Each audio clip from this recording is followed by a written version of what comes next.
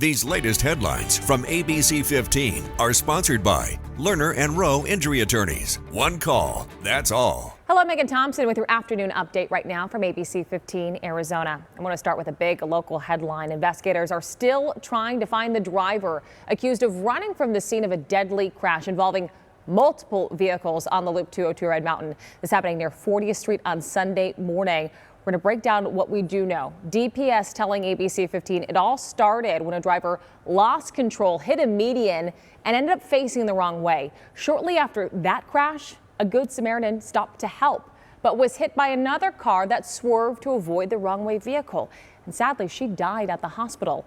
Officials also say a tire from the initial crash caused a separate collision, and 3 other cars were involved in another crash where one driver was arrested for DUI. Authorities say the driver of the initial crash took off running and still has not been found. An ABC 15 update, Scottsdale's K9 Rocco is recovering at home after being injured during an officer-involved shooting near Scottsdale Road in McKellips. We first brought to you this Saturday's breaking news on ABC 15 weekend mornings. Police telling us they were first called to the Hotel Bixby parking lot late Friday night after a person said they were being threatened with a gun. When police arrived, officers say the suspect, 42-year-old Joseph Santos, left the scene, fled a traffic stop, and then came back. That's when shots were fired. The suspect died at that scene. No officers were hurt. Mesa police, they are now handling the investigation.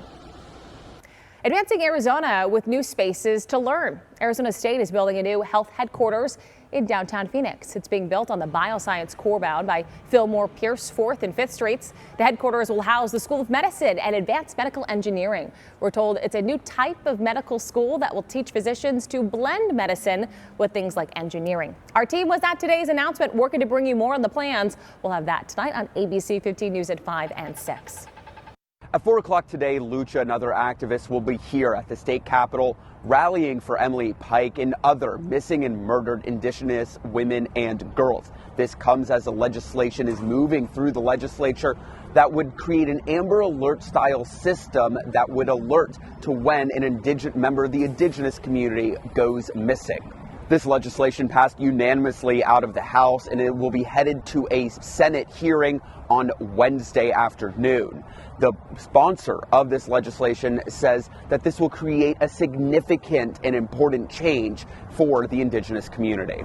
We don't have the appropriate data, the jurisdiction, and the resources to address when Indigenous people go missing. And so this bill helps not address it completely, but starts ticking away at the main issue. Similar legislation is working its way through the New Mexico State House and has already been passed and is put in place in California as well as Washington State.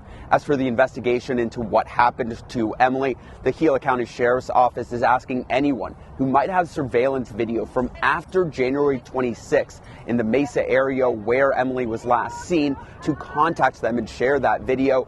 At this time, they say they have no suspects, but are currently working leads to develop more persons of interest. Again, if you know anything, contact the Gila County Sheriff's Office. Today's rally happening at 4 o'clock at the state capitol. All attendees are encouraged to wear red. At the state capitol, Adam Mitzer, ABC 15, Arizona.